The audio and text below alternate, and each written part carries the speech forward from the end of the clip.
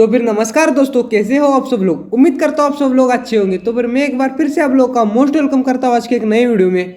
तो फिर दोस्तों आज की वीडियो में हम देखेंगे Punjab Kings versus sunrise Hyderabad की लड़त, जहां पर मेरी प्रेडिक्शन होगी। अगर आपको प्रेडिक्शन मेरी जाननी है तो फिर स्क्रीन पर एक कल और परसों की 2-3 फुटेज देख लो। मेरे सिर्फ वाइस कैप्टन और मेरी पॉइंट देख लो दोस्तों, ताकि आपको भी पता चले कि मेरी प्रेडिक्शन किस लेवल की रहती है। तो फिर दोस्तों ऐसे ही इंफॉर्मेशन आपको भी जाननी है तो फिर वीडियो को एंड तक देखना ना भूलिए। तो फिर लेट्स स्टार्ट दोस्तों, वीडियो चालू करते हैं।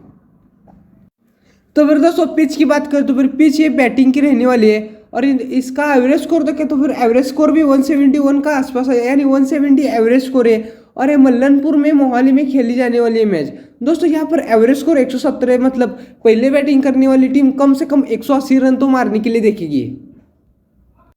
चलिए दोस्तों अब बात करते हैं विकेट कीपर बैट्समैन की। पहला नाम है हेनरिच क्लासन। हेनरिच क्लासन ने टोटल 4 मैचेस खेले, 177 रन बनाए और इकोनॉमी तो भाई 88 का इकोनॉमी है और स्ट्राइक रेट 203 का है।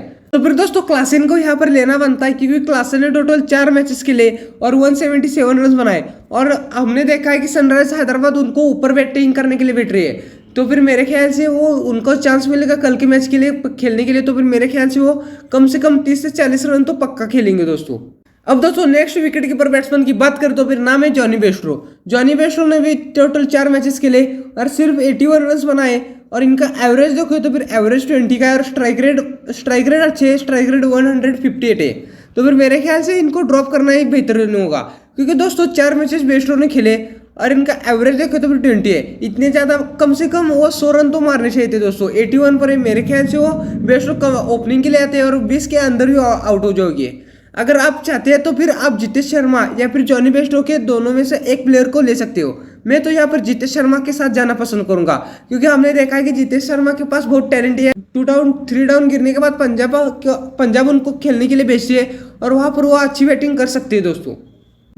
और हालांकि जितेश शर्मा का फॉर्म देखो तो फिर जितेश शर्मा ने भी 4 मैचेस खेले, टोटल 58 रन बनाए और एवरेज है इनका 14 का और स्ट्राइक रेट है 126 का। हालांकि स्कोर में बहुत कम दिख रहे हैं, लेकिन वो खेलता अच्छा है, इसलिए मैं तो जितेश शर्मा के साथ जाना पसंद करूंगा। अब दोस्तों नेक्स्ट विकेट कीपर की बात करें तो फिर ये दोनों तो हालांकि प्लेइंग 11 में नहीं रहते, अगर रहेंगे तो फिर मैं आपको टेलीग्राम पर जरूर बता दूंगा। अब दोस्तों बात करते हैं बैट्समैन की। बैट्समैन में सबसे पहला नाम है शिखर धवन का। शिखर धवन का फॉर्म देखे तो फिर 4 मैचेस खेले, 138 रन बनाए और एवरेज है 34 का और स्ट्राइक रेट देखे तो फिर 131 का स्ट्राइक रेट है। दोस्तों आपको बात करना चाहूंगा कि शिखर धवन एक अच्छे बल्लेबाज है, लेकिन उनका स्ट्राइक रेट थोड़ा सा नीचे रहता है। लेकिन जब भी बैटिंग करने के लिए आते वो 30 से 40 रन तो पक्का बनाते। तो फिर मेरे ख्याल से शिखर धवन को टीम में लेना ही बेहतरीन होगा। दोस्तों अब नेक्स्ट बैट्समैन की बात करें तो फिर नाम है ट्रेविस हेड। ट्रेविस हेड ने हालांकि 3 मैचेस खेले, 112 रन बना चुके हैं और 37 का इनका एवरेज है और स्ट्राइक रेट तो भाई 180 का स्ट्राइक रेट है। तो फिर आप ही बताओ ऐसे बंदों के आप छोड़ोगे क्या। गाइज ट्रेविस हेड को तो फिर पक्का टीम में रखना ही है। अब दोस्तों नेक्स्ट बैट्समैन की बात करें तो फिर नाम है अभिषेक शर्मा। अभिषेक शर्मा की हाल ही में 4 मैचेस खेले, 161 रन बनाए और एवरेज देखो तो फिर एवरेज अच्छा है, इनका 40 का एवरेज है और 170 का स्ट्राइक रेट है। तो फिर दोस्तों आप ही बताओ इसे बंदे को लेंगे या फिर नहीं, क्योंकि हालांकि अभिषेक शर्मा ने पिछले मैच में चेन्नई के साथ तूफानी पारी खेलते हुए अपनी टीम को पावर प्ले में ही गेम लगभग जिता दिया था। इसलिए अभिषेक शर्मा को भी अपनी टीम में जरूर रखना चाहिए दोस्तों। अब दोस्तों नेक्स्ट बैट्समैन की बात करें तो फिर नाम है Mayank Agarwal, Glenn Phillips, Rilee Rossouw और राहुल त्रिपाठी। ये चारों भी है, हालांकि प्लेइंग 11 में नहीं रहते, अगर रहेंगे तो फिर मैं आपको टेलीग्राम पर जरूर बता दूंगा। हालांकि मयंक अग्रवाल रहते हैं, लेकिन वो पिछले मैच के लिए नहीं, उनको ड्रॉप किया जा चुका है। तो फिर मेरे ख्याल से तो ये 4 बंदे प्लेइंग 11 में नहीं रहेंगे, अगर रहेंगे तो फिर मैं आपको टेलीग्राम पर जरूर बता दूंगा। अब दोस्तों नेक्स्ट बैट्समैन की बात करें तो फिर नाम है टॉप सिमरन। हालांकि टॉप सिमरन ने टोटल 4 मैचेस खेले, 105 रन बना चुके हैं, 26 का इनका औसत है। स्ट्राइक रेट देखो तो स्ट्राइक रेट भी 161 का स्ट्राइक रेट है। दोस्तों बंदा तो अच्छा खेलता है, लेकिन थोड़ा सा पंजाब उनको मौका कम दे रहे हैं, यानी 1 डाउन के बाद 2 डाउन के बाद इनका टॉप परफॉर्मेंस रहता है पावर प्ले में। इनको अगर पावर प्ले में रहेंगे अब खेलने के लिए तो ही इनको लेना, मतलब पहले पंजाब बल्लेबाजी करेंगे तो ही इनको ले लेना दोस्तों। तो फिर दोस्तों मैं आप पर छोड़ता हूँ कि आप इनको लेते हो या फिर नहीं। शशांक सिंह और टॉप सिमरन को आप पर छोड़ता हूँ, क्योंकि शशांक सिंह ने हालांकि पिछले मैच में बहुत ही अच्छी पारी खेली थी, लेकिन वहां पर पंजाब किंग्स के थोड़े से जल्दी 90 पर 4 विकेट गिर चुके थे और वहां पर उनकी पहली बैटिंग आ चुकी थी। लेकिन मेरे ख्याल से यहाँ पर कल पंजाब की बैटिंग थोड़ी सी स्ट्रांग रहने वाली है, इसलिए मैं तो टॉप सिमरन के साथ जाना पसंद करूंगा। आप चाहे तो शशांक सिंह के साथ जा सकते हो। अब दोस्तों नेक्स्ट बैट्समैन की बात करें तो फिर नाम है अब्दुल समद। अब्दुल समद ने हालांकि 4 मैचेस के लिए 44 रन बनाए और स्ट्राइक रेट है 176 का स्ट्राइक रेट है। मेरे ख्याल से अब्दुल समद को भी ड्रॉप करना ही बेहतरीन होगा, क्योंकि अब्दुल समद एक तो आते 4 wicket down, 5th wicket down, इसके बाद आएंगे तो फिर ज़्यादा कुछ रन नहीं बना पाएंगे, 15-20 या फिर लास्ट 30 रन ही मार पाएंगे। तो फिर मेरे ख्याल से उतने पॉइंट के लिए हमारी टीम में जगह नहीं बनती है। और सेम केस है आशुतोष का। आशुतोष भी थोड़े से नीचे आते बल्लेबाजी के लिए, और इन दोनों को भी मैं लेना पसंद नहीं करूंगा दोस्तों। अब दोस्तों नेक्स्ट विकेट कीपर बैट्समैन की बात करें तो फिर नाम है एडन मार्करम। मार्करम ने हालांकि 4 मैचेस के लिए 127 रन बना चुके हैं और एवरेज भी इनका 42 का है और स्ट्राइक रेट 132 का है, 132 का।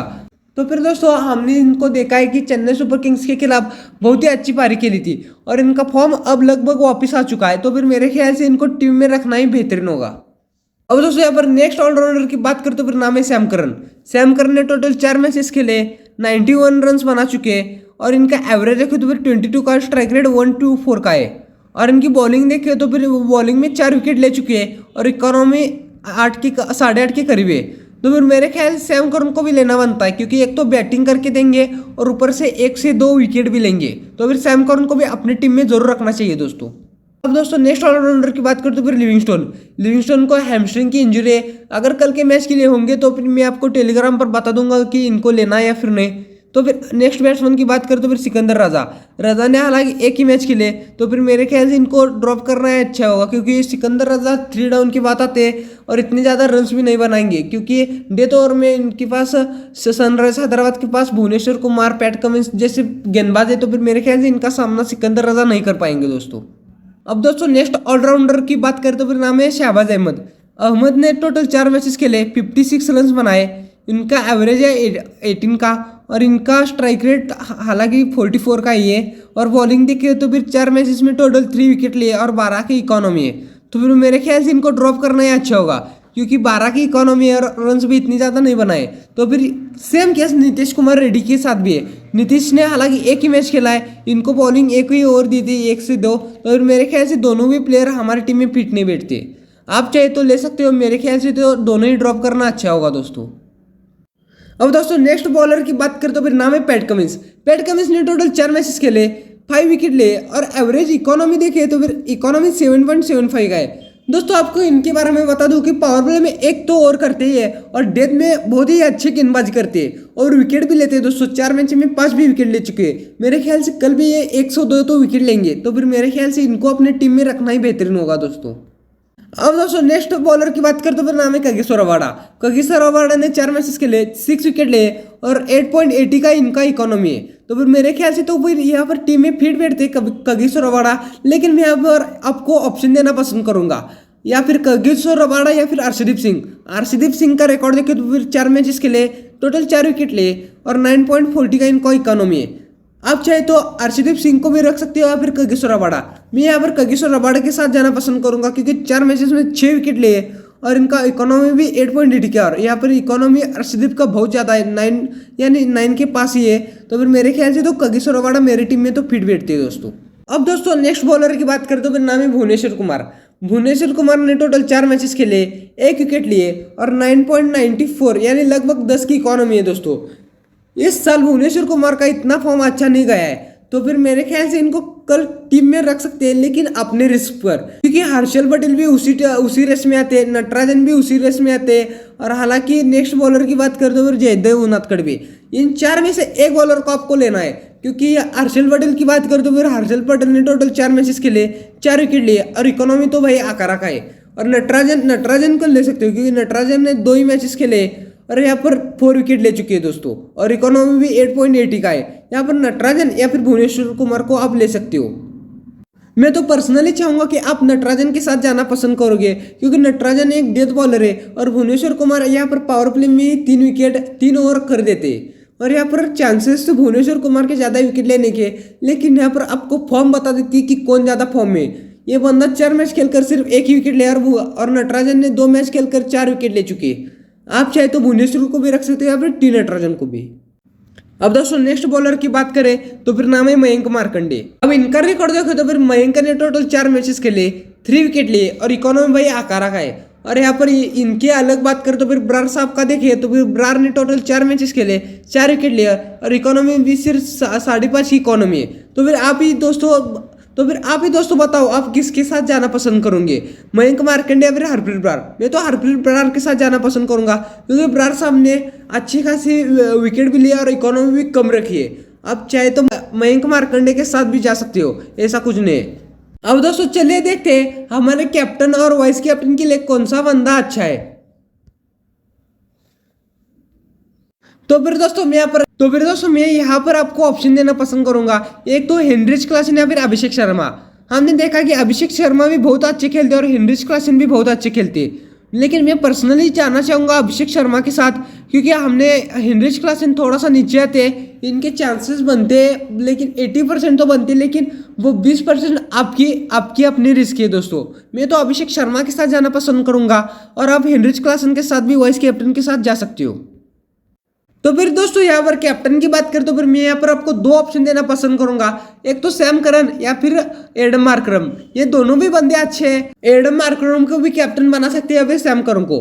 दोस्तों मैं तो पर्सनली चाहूंगा कि सैम करन मेरे कैप्टन हो क्योंकि सैम करन गेंदबाजी भी 4 ओवर डालते हैं और बल्लेबाजी करने के लिए भी 2 डाउन 3 डाउन पर आ जाते हैं। एडम मार्करम को गेंदबाजी नहीं मिलती और यहाँ पर बैटिंग के साथ एडम मार्करम अच्छी पारी खेल सकते, तो फिर ये भी मैं यहाँ पर आपके हवाले छोड़ देता हूँ, या फिर कैप्टन या फिर वाइस कैप्टन आप कैसे बनाते हो दोस्तों। अब दोस्तों फाइनल प्लेइंग 11 देखें तो फिर Heinrich Klaasen, Jitesh Sharma, Shikhar Dhawan, Travis Head, Abhishek Sharma vice captain, टॉप सिमरन, Aiden Markram, Sam Curran captain, Pat Cummins, Kagiso Rabada और टी नटराजन। ये दोस्तों हमारी प्रेडिक्शन ऐसी रहने वाली है। अगर इसमें कुछ चेंजेस होते हैं तो फिर मैं आपको कल टॉस के बाद अपने टेलीग्राम ग्रुप पर जरूर बता दूंगा। तो फिर आज की हमारी प्रेडिक्शन आपको कैसी लगी कमेंट में बताना ना भूले। अगर चैनल पर नहीं है तो फिर चैनल को भी सब्सक्राइब कर देना दोस्तों। तो फिर मिलते हैं नेक्स्ट वीडियो में, तब तक के लिए बाय दोस्तों।